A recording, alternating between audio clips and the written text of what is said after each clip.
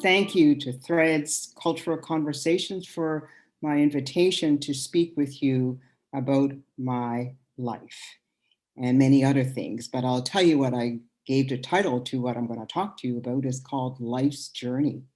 I acknowledge my presence in Mi'kma'ki, the ancestral territory of the Mi'kmaq people here in Nova Scotia. And I also want to acknowledge my ancestors and all those warriors who fought for justice and equality.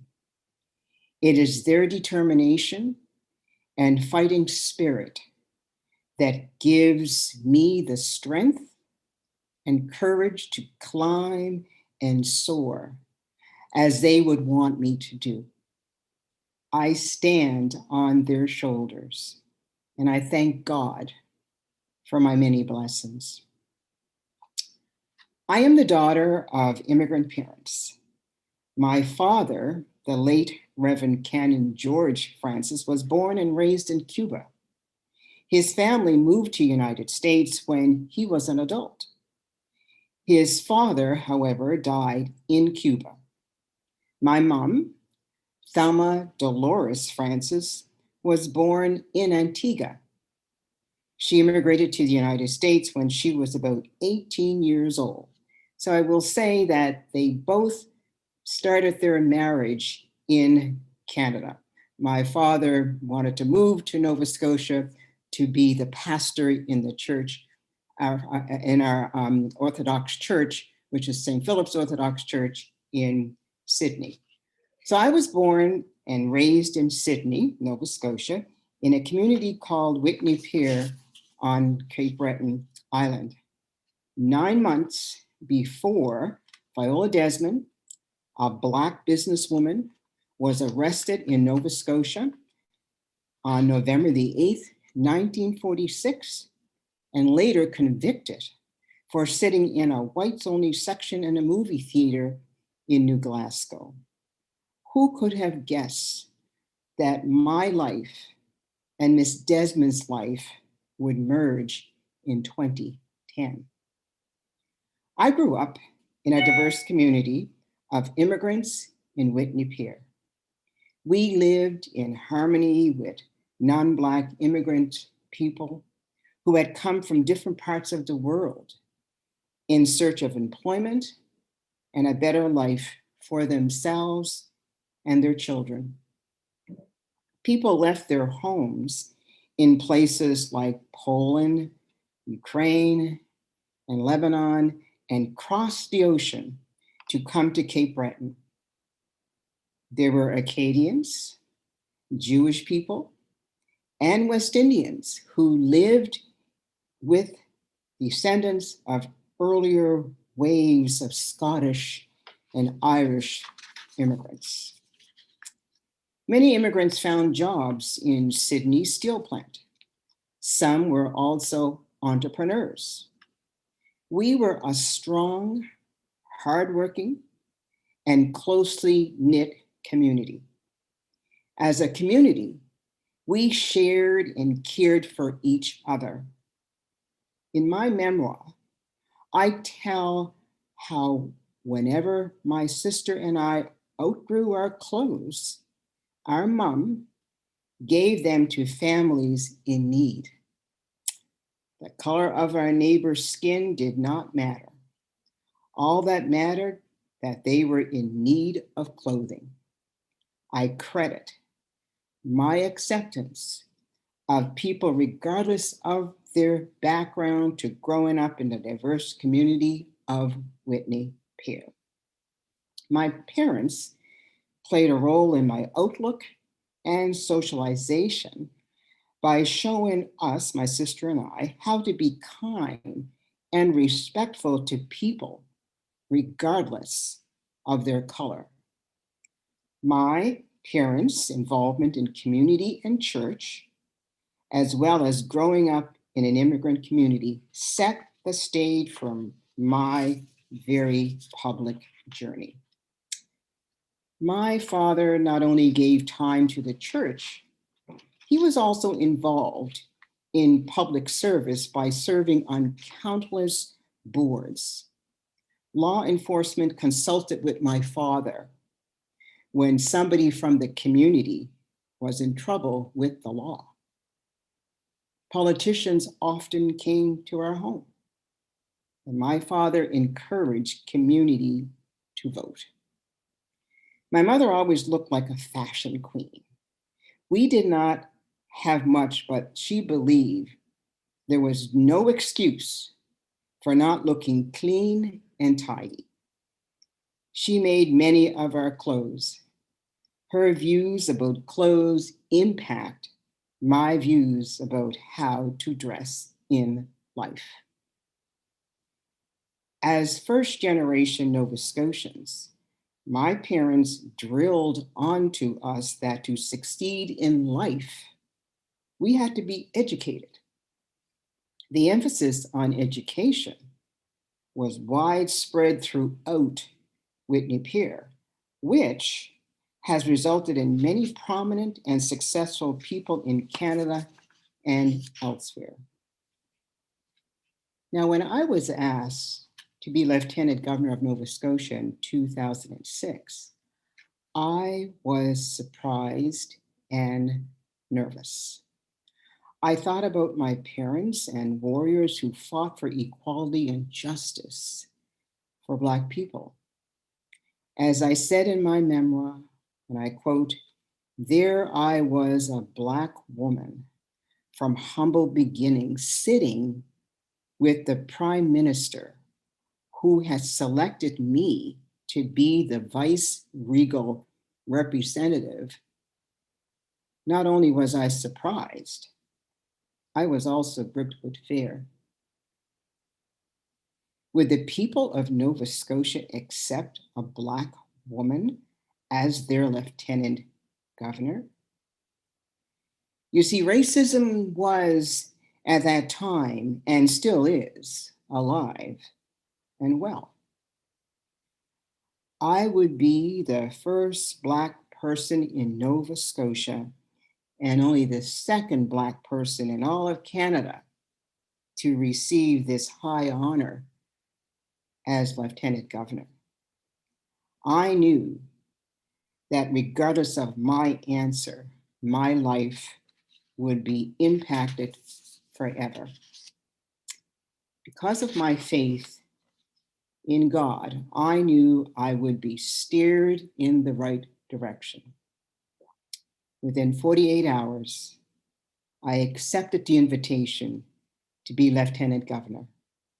I have no regret. It was an honor for me to represent our former Majesty, Queen Elizabeth II. Queen Elizabeth II's death on September the 8th, 2022, deeply saddened me because of my positive feeling about her and how she always demonstrated her sincere respect for me when I spend time with her. She will be in my heart forever. As the first Black person to be Lieutenant Governor and second woman, the course of my life, as well as the history of Nova Scotia, was changed forever. When I was Lieutenant Governor in 2010, I became part of Viola Desmond's history. Viola is the first woman after Her Majesty Queen Elizabeth II to be on a Canadian money bill. She's on our $10 bill. Here is Viola's history. Back in the early 1900s, she first began her career as an educator. Even though Black people were denied entry into the teacher training school here in Truro, Viola studied through correspondence course, wrote the provincial test, and obtained her certificate. She, along with other Black teachers, were permitted to teach only in Black schools. After reading an article about Madam C.J. Walker, Viola's dream developed. In the early 1900s, you see, Madam Walker developed beauty products and beauty training schools for Black women. She was the first Black female millionaire in the United States. So Viola started saving her own money to study at a beauty school in Montreal, because the beauty schools in Halifax at that time were restricted to white only. Viola was a hard-working entrepreneur with a dream and a vision for success. She was unique because she was a successful Black businesswoman during a time when race relations in this province were dismal. Her determination, intelligence, and business acumen, matched by her drive to succeed in the face of racism and discrimination, is a testament to the type of person Viola was. She understood the value of hard work and empowerment. Her parents gave her a solid foundation and the support she needed to keep her dream alive. Everything changed for Viola in November 1946. As a successful businesswoman, she decided to expand her business. So on November the 8th, she headed to Sydney, Cape Breton, where I was born. Unfortunately, her car developed mechanical trouble in New Glasgow. Since her car would take several hours to be repaired, she decided to go to a movie in New Glasgow. Because she sat in the whites only section in the Roseland Theater, she was arrested and thrown into jail. It costs more to sit in the white section, but the clerk would not accept her money to pay the difference in price, which was only 1 penny. Subsequently, Viola was wrongly convicted for tax evasion of 1 cent. 64 years later, on April the 15th, 2010, in the province of Nova Scotia here, the NDP government, under former Premier Darrell Dexter, issued an apology to Viola's family for her wrongful conviction.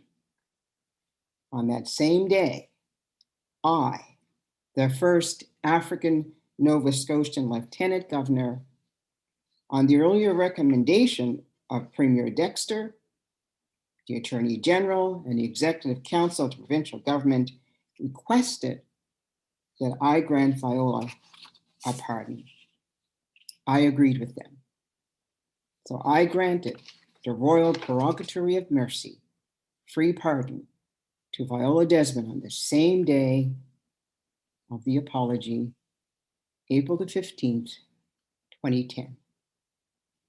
It represented the unwavering recognition of her innocence and wrongful conviction in 1946 and rights of wrong that never should have happened. The Queen or King of Canada or their representative can execute the granting of the free pardon. In 2010, I was Her Majesty's representative as Lieutenant Governor. The free pardon is only granted to someone who is innocent. There is an undeniable link that will last forever between Viola Desmond, the Crown, private and business industry, provincial, federal, and municipal governments, Government House, and me personally, the first Black Lieutenant Governor who granted the free pardon to an innocent Black woman. And by the way, Viola was inducted into the Business Hall of Fame here in Nova Scotia in 2021, posthumously, of course, and she was the 100th person to be installed into the Business Hall of Fame. And this is what they said about her, and I quote, "Viola's recognition helps to right a wrong, namely challenge our lack of appreciation and understanding for the models of female leadership and Black entrepreneurship and their valuable contributions to our knowledge of entrepreneurship, leadership, management, and organizations." End of quote. The use of the royal prerogative of mercy-free pardon for Viola Desmond was historic, and the significance of both our connection cannot be denied or ignored. It is like the circle had been completed between the promise of her brave stand for equality and social justice and my appointment to the vice-regal office. The circle is a confirmation for future generations to understand the importance of inclusiveness that ensures our history of exclusion, racism, and discrimination is never repeated. Unfortunately, we will never know to what heights Viola would have taken her business. Did that cruel act on November the 8th, 1946, and its aftermath break her spirit and crush her dreams? There is sufficient research that points to the negative impact of racism on one's mental and physical health. Viola died in the United States, New York City, on February the 7th, 1965, at the age of 51, 19 years after her arrest and wrongful conviction. Viola was attempting to grow her business in 1946. Imagine for a moment the empire she could have built by continuing to grow her business. Imagine how her successful business could have contributed to the economy and cultural fabric of our province and our country.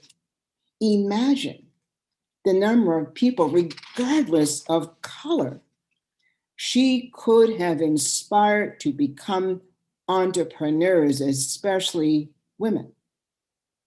Viola is a very important aspect of Canadian history.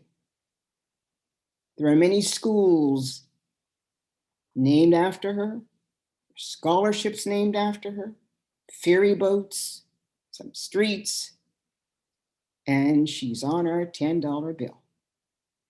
When I freed her, I said, it is impossible that with the stroke of a pen and the granting of a free pardon, history is forgotten and the proverbial slate is wiped clean.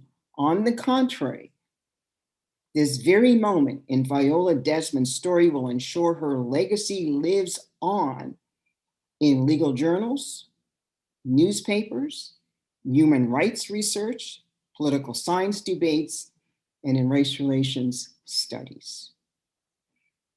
When my tenure as Lieutenant Governor ended in April 2012, I was proud of the many things I had accomplished. As people have said, I came to an office with a unique and wide perspective because of my background in human rights, human resources, religious studies, public administration, health, and law. Collectively, my background gave me the ability to feel comfortable with a wide range of people and enjoy their company. My hope is that my actions as Lieutenant Governor demonstrated my deep respect and love for my province and my country. Being the first Black person or person of color in any field or profession is a challenge. For me, that was often meant trying to be perfect, because if I was not perfect as the first, there might not be a second, third, or fourth Black, person of color, or Indigenous appointment. I would not have survived without my faith in the higher power.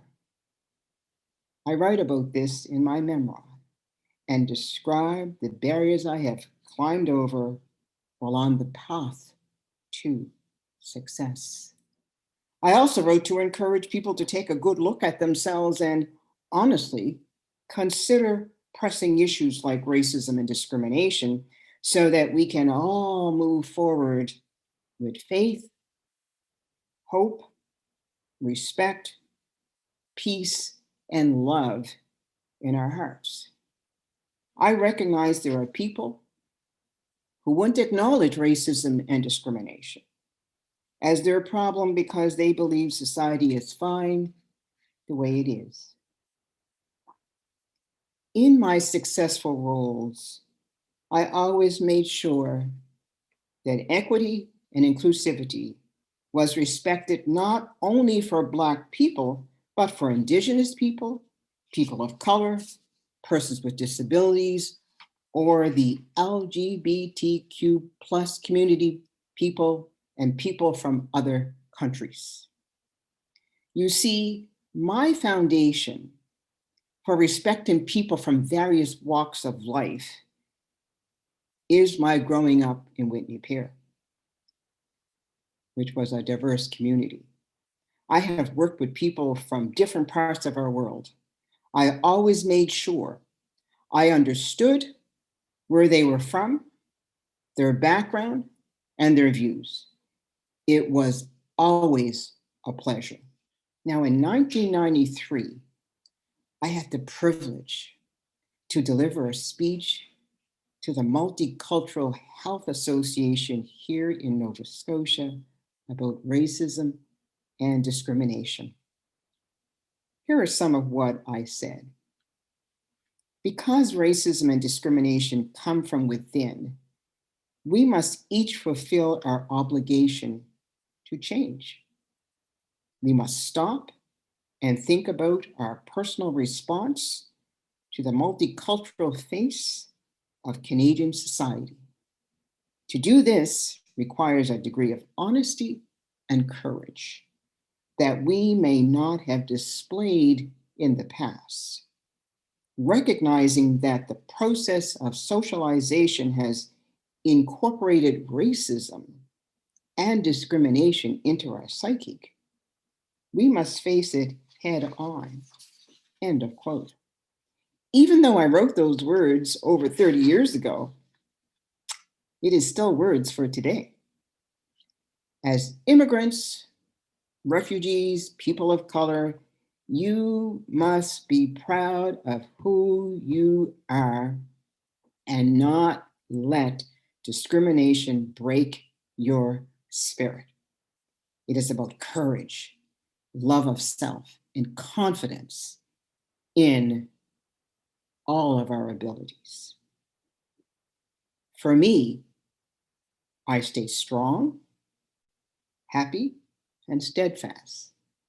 If my spirit is bent, it will not be forever because of my faith, my mentors, my role models, my determinations, my dreams, and my strong self-confidence. As well, I always made sure that I followed my parents' emphasis on education at all stages of life. And remember, being a reader of books or even listening to some music can add to our education, intelligence, and our success. As a leader in my various roles, I made sure that I demonstrated a caring attitude, empathy, compassion, and understanding for all people, regardless of their color and or nationality. Besides demonstrating being intelligent and a strategic thinker, I was and still am strong spiritually and ethically. I mentor a variety of individuals, regardless of color or their country.